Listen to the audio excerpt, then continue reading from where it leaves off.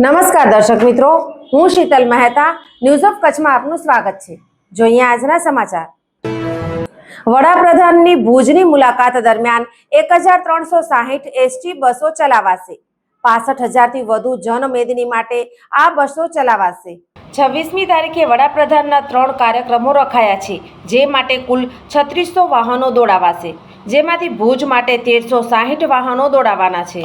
Gujarat state road transport કોર્પોરેશને ભુજમાં 65,000 ઉપરાંત જનસંખ્યા ઉમટે એવા અંદાજ સાથે જિલ્લાના જુદા જુદા ગામ, શહેર, તાલુકામાંથી લોકો આવી શકે એટલે ભુજની 260, જૂનાગઢની 155, રાજકોટથી 280, જામનગરથી 130, અમરેલીથી 175 એસટી બસો ફાળવાશે।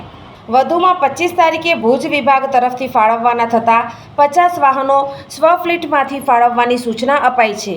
કચ્છ જિલ્લાના પાટનગર ભુજ શહેરમાં સંભવતઃ હિલ ગાર્ડનથી સભા સ્થળ ભુજ મિર્જાપર રોડ સુધી વડાપ્રધાન રોડ શો કરશે, જેમાં 10,000 મહિલાઓ કેસરી સાડી સાથે જોડાશે, જે માટે ગુરુવારથી જ અલગ અલગ તાલુકા, ગામ, શહેરમાં સાડીઓનું વિતરણ શરૂ કરી દેવાયું છે, જે તમામ મહિલાઓ સહયોગ નગર પાસે એકઠી થશે અને સંભવતઃ હિલ ગાર્ડનથી શરૂ થનાર રોડ શોમાં જોડાઈ જશે।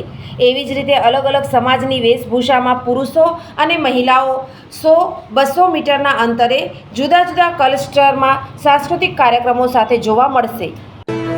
દર્શક મિત્રો, આજે તારીખ 23 મે 2025 આ હતા આજના સમાચાર। આવતીકાલે ફરી મળીશું, ત્યાં સુધી મને રજા આપશો। નમસ્કાર।